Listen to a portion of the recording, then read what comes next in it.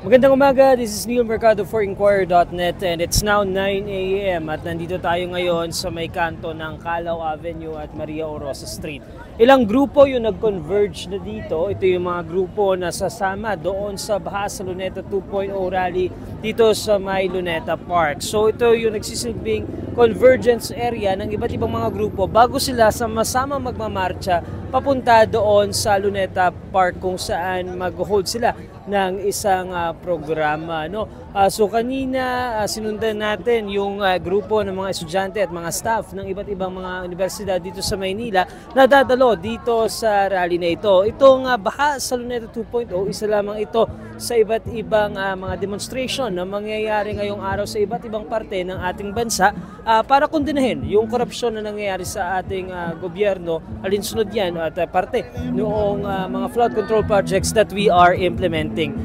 Kanina doon sa maliit na programa na isinagawa ng mga estudyante at mga staff ng iba't ibang universidad doon sa harap ng PGH, they made their call very clear. Una, panagutin lahat ng sangkot sa korupsyon. Pangalawa, ikulong lahat ng sangkot sa korupsyon. At pangatlo, accountability from the end of President Bongbong Marcos and Vice President Sara Duterte. So in a few minutes, inaasahan na magmamarcha na tayo papunta doon sa Luneta Park. Pagdating naman sa daloy ng trapiko, kanina doon sa Taft Avenue, tuloy-tuloy pa rin naman yung daloy ng trapiko. Itong Calao Avenue, bukas pa rin sa mga motorista as well as itong Maria Orosa Street. Para doon sa mga gustong dumalo dito sa kilos protesta, bring an umbrella with you. Siguro pamaypay din dahil clear ang skies today at napaka-init po talaga ng panahon. So inaabisuhan po na magdala ng payong at pamaypay, magdala na rin po ng tubig para proteksyon natin sa mainit na panahon. Meron tayong mga nakita na mga nagtitinda here and there.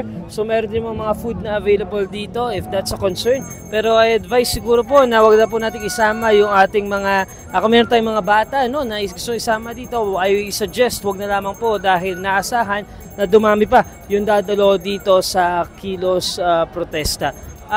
Again, as I mentioned, isa lamang ito sa mga rally na nangyayari ngayong araw. Meron pang trillion peso march doon naman sa People Power Monument sa may EDSA. So again, ito yung sitwasyon ngayon dito sa may Calao Avenue. It's 9 in the morning. Inaasahan na marami pang darating dito iba't ibang grupo mula sa iba't ibang sektor para makisama doon sa Baha sa Luneta 2.0.